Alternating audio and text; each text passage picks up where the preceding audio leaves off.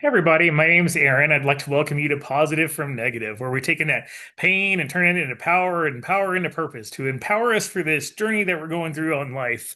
And, welcome. If you're new here, it's great to meet you. Like I said, my name is Aaron. I'm a professional life coach and just a guy who really likes to help. And I hope that you find something that's useful here. And if you do, give me a subscribe, give me a like, share the video if you think there's somebody out there that could benefit from it. And drop me a comment. Let me know where you're coming from and stuff. It's always interesting to see how big the reach is here and stuff. And if you're turning, it's really good to see you again. I'm always so thankful for my return visitors and stuff. And I just really think it's awesome that we get to take this journey together. And as I said, I'm a professional life coach and I'm available to help with short-term, long-term goals, anything that we can do. I'm here to be of service, and so if you'd like to book a discovery call with me, there's an email address in the bio that you can reach out to me, and we could set up a call and kind of see how we would work together, and kind of go from there. So anyway, what I wanted to talk about today is I think something that's very important, especially in today's society. And that's actually three concepts. The three concepts I'd like to talk about are first, sovereignty, second, discernment, and third, detachment. And when we say sovereignty, a lot of times people think of like nations or something like that, or something that's like not subject to other laws of bigger bodies or whatever and stuff, and that is one definition. But another definition of sovereignty, as it pertains to humanity, is recognizing that there are a lot of places that we give our power and attention away to. And the more, and like it's kind of like my checking account. I've got a whole bunch of subscriptions and little payments that come out here and there. There's Netflix and there's, some other apps and there's, all these little things, and they're all, like $10, $15, at a time, but they really add up after a while. And so at some point, it's worthwhile to go through and find out which of those services or apps I'm actually using, which ones I'm not, and, adjust accordingly so I'm not giving away too much of my power, or in this case, money. And so it is with, things in just regular life.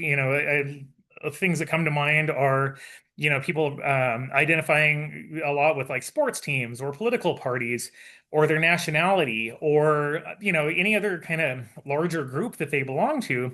And, as a human, it's very natural to want to feel a part of something. We're social creatures. We're not meant to live in a vacuum or, be isolated or anything like that. So we're definitely wired to be part of a group. However, it is entirely possible, and it's really common these days actually to adopt this idea that you have to be sort of all in on these things that we identify with and stuff. And you see this particularly with political parties. They're so tribal, and it's like, if you don't agree with every topic and every opinion and every belief and stuff, then you're against us, and that's just, not how I think humans really are. I don't think that in our heart of hearts we're that cut and dried about things. I think we have a range of agreement or disagreement to certain topics and stuff. And so,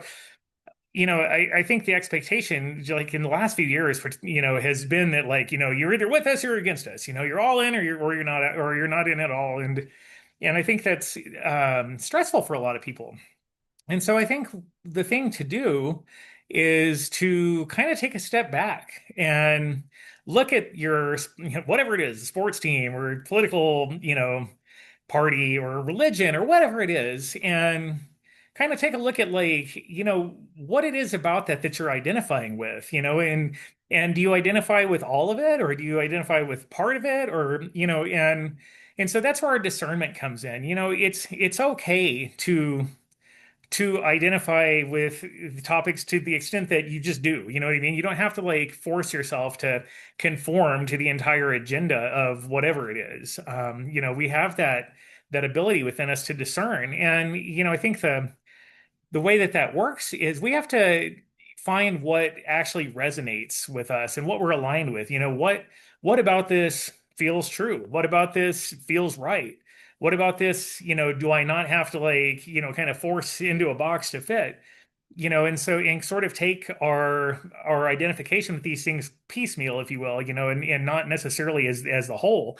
And like I said, I think especially in the United States these days, like that's been kind of hard to come by. It seems like everybody's just like all in on something, and whether I mean, and sometimes to their detriment, like to picking up beliefs that aren't necessarily theirs or opinions that they don't necessarily agree with, but just feel like they kind of have to abide by or go with just to be part of the group. And so what I'm encouraging us to do is to reclaim our sovereignty, to take our power back, to take back our power from those places that, are kind of dubious, or maybe we're like sort of not all the way in, or maybe we're trying to convince ourselves that we believe that way.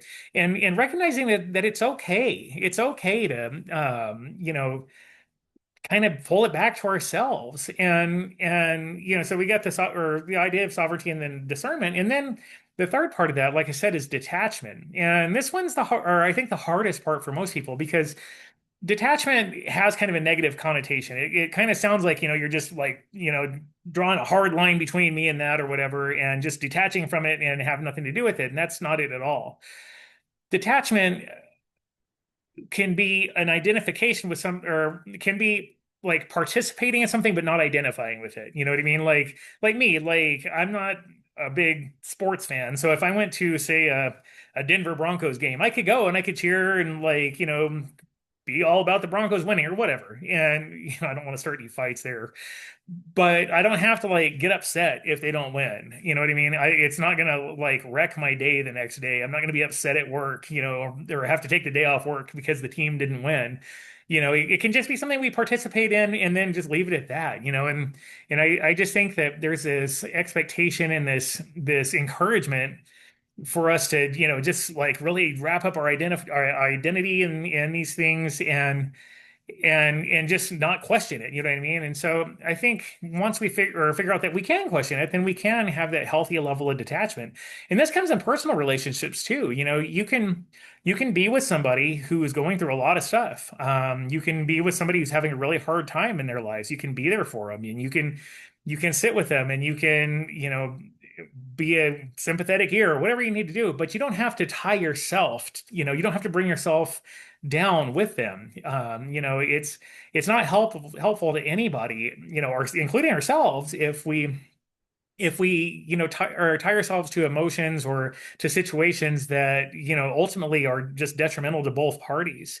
And so, what detachment does is it helps us put a kind of a gentle but healthy space cushion between us and other people or institutions or topics or opinions or beliefs, and gives us the freedom to decide whether or not that's for us. And if it's not, then we don't have to identify with it. It doesn't have to become our part of our identity. And these things like really take some effort to identify. It like some of the things that we identify with, or some of the beliefs or opinions and stuff, are so subtle that it really takes like a very deliberate and intentional action to identify them and really kind of go through them and be like, is this really what I believe? Is this really my opinion? Is this really, you know, like what I'm all about? And if not, then it's okay. Like, use that discernment and then detach from it. It's like, okay, well, that's objectively there, but that's just not something I'm gonna lose sleep over, or attach myself to, or anything like that. Because ultimately, we're here like, as beautiful individual souls. And we're not here like I said, we're social, but we're not here to just blindly join causes and groups and agendas and stuff like that. We have the discernment and the opportunity to use that detachment to participate to a level that makes sense to us and is comfortable and aligns with us, and doesn't require us to circumvent our own moral compass or anything like that, or look the other way on certain actions and stuff. And so if you find that you have a dubious affiliation with anything, like I highly recommend that you kind of take a look at that and really see what it is that you do and don't identify with, and how you can adjust your association with that particular issue. I mean, there's absolutely nothing wrong with that. And like I said, that can go anywhere from personal relationships to your nationality. I personally live in the United States. It's great living here. Like lived here all my life and stuff. I'm, uh, I pay taxes, I do what I'm supposed to do and stuff, but I don't identify myself like at the heart as like an American, like if there's something that happens to America, I don't take it like personally, like it happens and stuff, but it's not something that I wrap myself up into and stuff just because I've never felt it necessary to like really identify with my nationality. It's a facet of who I am. Yeah, it's a data point in my existence, but it's not something that I feel a necessity to really attach to. And for a long time, I'm in recovery from drug and alcohol addiction, and for a long time I really identified with like the addict kind of mindset and lifestyle and stuff. And, it's just like, well, this is just what I am. This is just how my life is and stuff. And at some point I was like, no, it's not. Like, I don't want to do this anymore.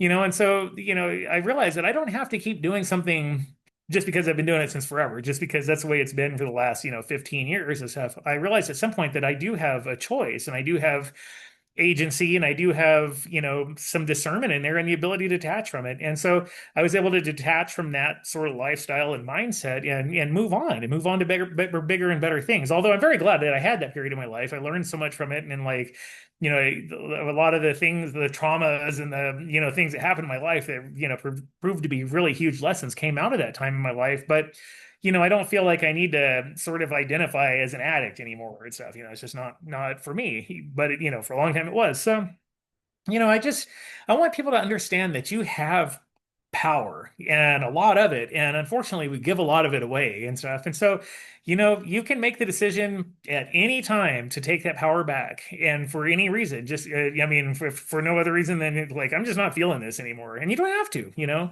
And I know that especially in the political arena, there's a lot of pressure to like, kind of pick a side and stuff. And I don't talk about politics. I'm not interested in politics at all. There's plenty of channels for that. I just use it as kind of an extreme example. I personally have no opinion on any of that and stuff. And so, it's just not something that I identify with at all. But I know a lot of people, have that very tribal feel and stuff, even if like some of the values or opinions or beliefs and stuff aren't, don't necessarily align with theirs, they'll still kind of look the other way just to be part of that tribe and stuff. And I think it's just time that we realize that, that kind of, 3D sort of, competitive or whatever like mindset is just not really the thing anymore. So anyway, that's all I had for today. And, I just really hope that everybody like realizes that you're just a really powerful co-creator here. You have a lot more agency and power than you might think you do.